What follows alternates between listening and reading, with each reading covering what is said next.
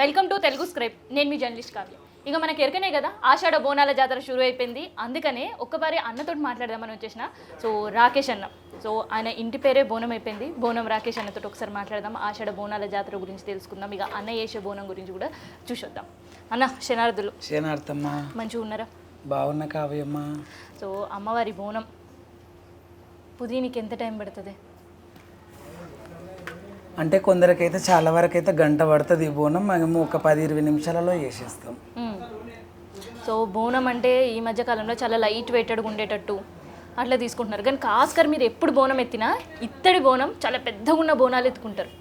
అంటే చిన్నప్పటి నుంచి 7 యంత్రాల బోనం, 5 యంత్రాల బోనం, ఇత్తడివి అండ్ రాగి బోనాలు కూడా. ఇత్తడివే కాకుండా రాగి బోనాలు, ఇత్తడి బోనాలు ఎత్తడం జరిగింది. అవి ఉండడమే బిందెలు కూడా చాలా బరువు. అందులో మళ్ళీ పెట్టే పరిమాణాలు, నైవేద్యాలు కూడా ఇంకా చాలా ఉంటాయి. చాలా మంది తెల్లన్నం, పెరుగు, బెల్లం వేసి ఆడికి బోనం అంటారు. మనం ఆవు పాలతో వండిన పరమాన్నము, పచ్చన్నము, పూరీలు, బూరెలు ఇవన్నీ కూడా మనం పెట్టడం జరుగుతుంది. అందులో ఇంకా హెవీ వెయిట్ అవుతుంది బోనం. అయినా కూడా మనం ఆ భగవంతుని దయ వల్ల దాదాపు అందరూ చాలామంది ఆడే విధానంలో అయితే హాఫ్ అన్ అవర్లో బోనం ఒడగొట్టుకుంటారు. రాకేష్ బోనం అంటే ఆల్మోస్ట్ 2-3 గంటల పైనే ఉంటుందని రికార్డు ఉంది పబ్లిక్లో మాత్రం. అంటే అంతవరకు కూడా ఆ శక్తి ఆ అమ్మవారి ఇస్తుంది. అందరు అంటుంటారు చాలా బక్కగా ఉంటావు, చాలా పెద్ద పెద్ద బోనాలు, చాలా గంటలు ఆడతారు, మీరు చూస్తే బక్కగా ఉంటారు అంటారు. అంటే దీని వెనుక ఒక మిరాకిల్ కనిపిస్తుంది, ఒక శక్తి కనిపిస్తుంది. ఆ శక్తి అమ్మవారు, ఈ అమ్మని. ఈ బోనం దాదాపు ఎన్ని కేజీలు ఉంటుందన్న? పుదిచ్చకంటే ముందే, ఎందుకంటే ఇత్తడి బందోబస్తు కనిపిస్తున్నాయి. దాదాపు బిందెలు వచ్చి 10 కిలోలు ఉంటాయి, 10 కేజీస్ ఉంటాయి. ఎందుకంటే ఇందులో రాడ్ ఉంటుంది, ఇనుప సీకులు ఉంటాయి, ఈ మోల్డింగ్ లో సీకులు ఉంటాయి కాబట్టి అందుకే హెవీ వెయిట్ ఉంటుంది. ఈ కొద్ది కాలంలో వచ్చేదానికి సీకులు ఉంటలేవు. ఇప్పుడు మీకు ఇక్కడ రాడ్ కనిపిస్తుంది వెనకకి. కాబట్టి ఆ రకంగా పూజకు ముందు 10 కిలోలు, ఇంకా అన్నము అదంతా పెట్టే వరకు ఒక 20 కిలోల వరకు అవుతుంది. యాపాకు కూడా పెడతాంగా 25 కిలోల సంచి అంత యాపాకు పడుతుంది మా బోనానికి. నార్మల్గా 2-3 కొమ్మల్లాగా పెట్టి ఉక్కోం మేము, కాబట్టి చాలా వెయిట్ ఉంటుంది. మరి ఆషాఢ మాసం స్టార్ట్ అయిపోయింది. సో తొలుత బోనం ఎక్కడ అమ్మవారికి సమర్పించారు ఈ ఏడాది? తొలుత బోనం అయితే ఆల్మోస్ట్ మనం గోల్కొండ జగదాంబ మాతకే ఎక్కడం జరుగుతుంది ఫస్ట్ టైం. అందుకే మొదటి బోనం రాకేష్ బోనం అని కూడా ముద్ర పడ్డప్పటికీ ఇప్పుడు 2 సంవత్సరాల నుంచి సాయిబాబా చారి గారి ఇంట్లో, అంటే గోల్కొండ శ్రీకాంత్ చారి వారి ఇంట్లోనే మనం బోనం చేయడం జరుగుతుంది. ఇక్కడ నుంచి 2 ఇయర్స్ నుంచి జులూస్తోని, చాలా లక్షలాది ఖర్చుతోని జులూస్ తీస్తూ ఉన్నారు. అమ్మవారు గోల్కొండ ఇల్లమ్మ ఏది కోరుకుంటే అది వరాలు ఇచ్చేస్తుంది. ఆ వరాల తల్లి అందరు బాగుండాలని మేము కూడా వరం అడుగుతున్నా. సకల జగతి బాగుండాలి, అందరు బాగుండాలి. బోనం సమర్పించి కోరుకునేది కూడా అదే, సర్వేజన సుఖినో భవంతు అన్నట్టుగా మొదటి బోనం అయితే గోల్కొండ ఎల్లమ్మకి చేస్తాం. మొదటి బోనం గోల్కొండ ఎల్లమ్మ తల్లికి. తర్వాత మీరు ఢిల్లీకి పోయి కూడా ఢిల్లీ దర్వాజా దగ్గర తెలంగాణలో బోనం ఎక్కిస్తాను అంటారు. అంటే ఎప్పుడు కూడా క్రమం తప్పకుండా ఎవ్రీ ఇయర్ అయితే వెళ్తున్నాం. ఢిల్లీకి వెళ్తున్నాం, అస్సాంకి కూడా వెళ్తున్నాం. అస్సాం 13వ శక్తిపీఠమైన కామాఖ్య అమ్మవారి దగ్గర కూడా చేస్తున్నాం. అలాగే ఇండియా గేట్ దగ్గర కూడా ఫస్ట్ టైం ఎప్పుడైతే 7 ఏళ్ళ కింద నేను వెళ్ళినానో ఇండియా గేట్ దగ్గర నా ముఖాల మీద ఇండియా గేట్ చుట్టూ నేను ప్రదక్షిణలు చేసి అమరజీవులు బాగుండాలి, వాళ్ళ ఆత్మలు మంచిగా ఉండాలి, వాళ్ళ ఆత్మ శాంతి కలగాల, ఇంకా కూడా మిలిటరీ వాళ్ళకి, ఇంకా కూడా సైనికులు ఎవరు ఉన్నారో మన భారతదేశం వాళ్ళందరికీ బలం రావాలా, మనకు ఎవరైతే దుష్మన్లు ఉన్నారో, మన ప్రాణాలు తీయాలనుకుంటున్నారో వాళ్ళతో పోరాటం చేసేంత శక్తి మన సైనికులకు రావాలని కూడా నేను కోరుకున్న అమ్మవారిని. అలాగే మనస్ఫూర్తి కోరినందుకు మరి ఆ తల్లి బలం ఇస్తుందో తెలియదు, కానీ అందరైతే బాగున్నారు. భారతదేశంలో కరోనా మహమ్మారి వచ్చినప్పటికీ కూడా బయట దేశాలలో ఎన్నో కోట్ల జనం చనిపోయినప్పటికీ భారతదేశంలో మనకు దేవుడు అనేది ఉంది అనేది మనకు ఒక నమ్మకం ఉన్నది. భగవంతుడు ఉన్నాడు, బోనాలు ఉన్నాయి, బతుకమ్మ ఉంది. మిగతా భారతదేశంలో ఎవరు ఫెస్టివల్స్ వాళ్ళు చేస్తున్నారు కాబట్టి ధర్మం ఇక్కడ బాగుంది కాబట్టి అందరూ కూడా చాలా సుభిక్షంగా ఉన్నారు భారతదేశంలో. కాబట్టి అలా ఢిల్లీలో మాత్రం నేను మోకాళ్ళ మీద మొదటిసారి చేసిన. ఇక మిగతాన్ని రోజులు ఇండియా గేట్ నుంచి తెలంగాణ భవన్ వరకు వచ్చి అక్కడ ఉజ్జయిని అమ్మవారు అయిన సింహవాహిని మహాకాళి అమ్మవారికి బోనం సమర్పిస్తాం. అంటే బోనాలల్లో చాలా పవిత్రంగా చేస్తుంటారు, కానీ కొన్ని సందర్భాల్లో కొంతమంది బోనాలు పడిపోతుంటాయి. ఎందుకు అట్లా? బోనాలు పడిపోవడము అంటే వాళ్ళు చుట్టబట్ట చక్కగా పెట్టుకోకపోతే, ఊకే అటు ఇటు అనడం వల్ల, లేకపోతే ఎవరైనా తోయడం వల్ల, ఎవరైనా మంత్రతంత్రాలతో కూడా బోనాలు కింద పడేయడానికి ప్రయత్నం చేస్తారు అమ్మవారికి రథభంగం కావాలని. మంత్రాలు తంత్రాలు కూడా ఉంటాయా? అమ్మవార్లకు యూజ్ చేస్తారా మంత్రతంత్రాలు, మనుషులకు కూడా యూజ్ చేస్తారు. సో మస్తు సంవత్సరాలకు వెళ్ళి బోనం చేస్తున్నారు మీరు.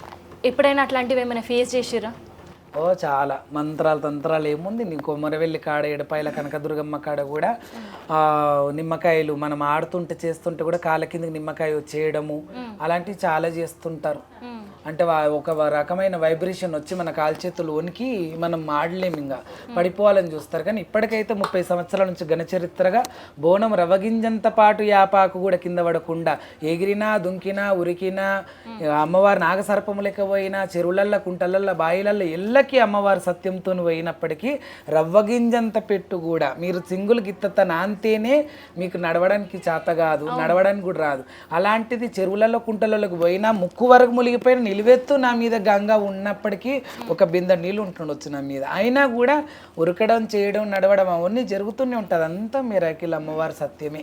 అవును, ఎందుకంటే ఒక్కసారి బోనం మేము ఎత్తుకున్నాం, ఒకసారి ఈ చేత ఒకసారి ఆ చేత, ఒకసారి ఇట్లనే అక్కడి వరకు వెళ్ళే పరిస్థితి ఉంటుంది. కానీ మీరు బోనం ఎత్తుకొని మొత్తం చెరువుల మునిగి మళ్ళీ లేచి ఆ బోనం తోటి ఎట్లా పాసిబుల్ అసలు?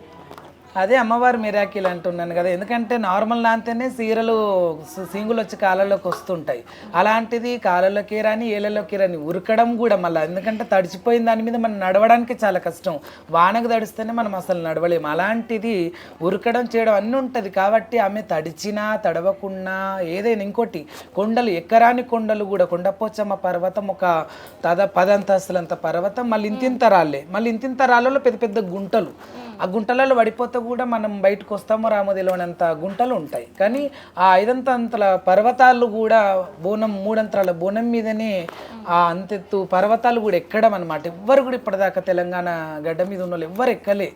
అంతెంత పెద్ద బోనాలు ఎత్తుకొని దాన్ని ఆపుతూ గాడుపును దొబ్బేస్తుంటుంది.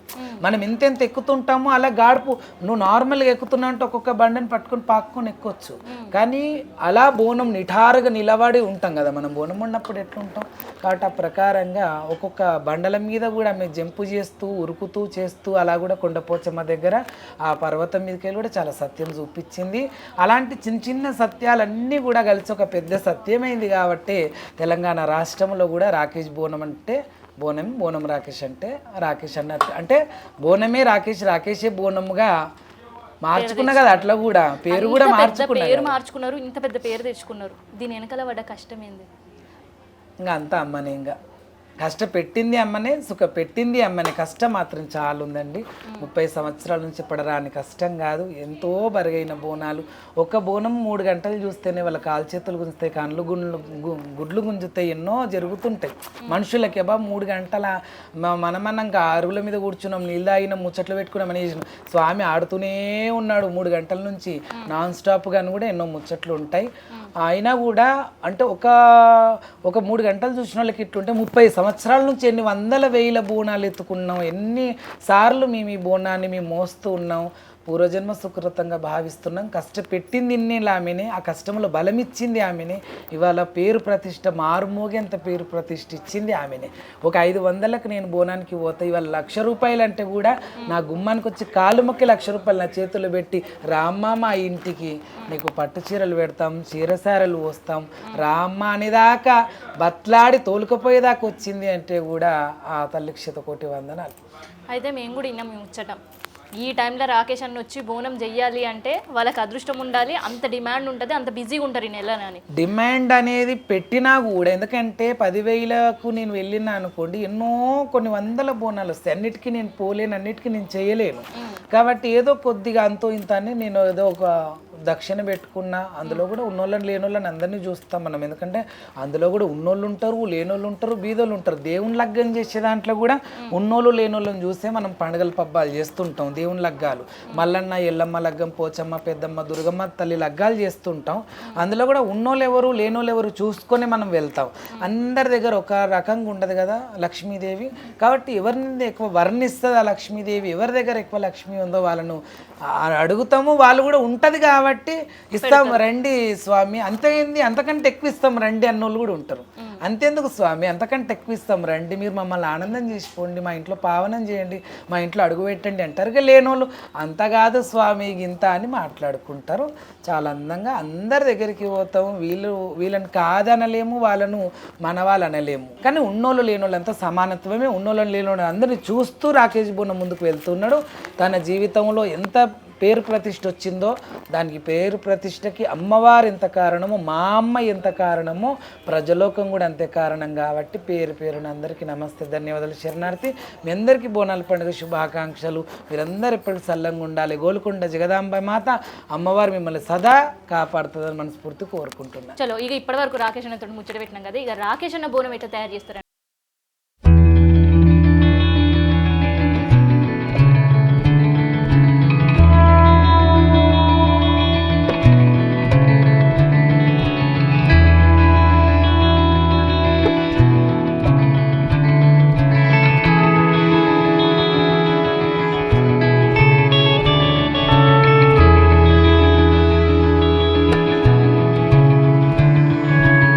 కదా చూసినాం కదా. ఇక ఇప్పుడు జగదాంబిక ఎల్లమ్మ తల్లికి బోనం నైవేద్యం తీసుకొని పోతున్నారు. ఒక పరి అన్నతో మాట్లాడతాం. సో మొత్తానికి అయితే అమ్మవారికి బోనం సమర్పించడం ఎట్లా అనిపిస్తుంది అన్న?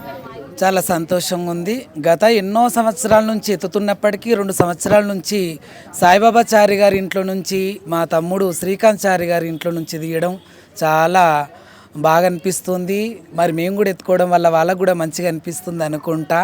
అలాగే ఇక్కడ ఆంజనేయ స్వామి దేవాలయం ఉంది. అమ్మవారికి తాత అవుతారు, అమ్మవారు జగదాంబకి తాత అవుతారు. ఆ తాతగారి దేవాలయం కూడా ఆంజనేయ స్వామి దేవాలయం ఇక్కడ ఉంది కాబట్టి చాలా ఆ ఆంజనేయ స్వామి అనుగ్రహం, ఆ రేణుక ఎల్లమ్మ జగదాంబ అమ్మవారి అనుగ్రహం వాళ్ళ కుటుంబానికి సదేళ్ల కాలం ఉండాలి. ఇలాగే మేము బోనం తీస్తూ ఉండాలి. ఇలాగే భగవంతుడు మాకు ఆశీర్వచనం ఇస్తూ ఉండాలి.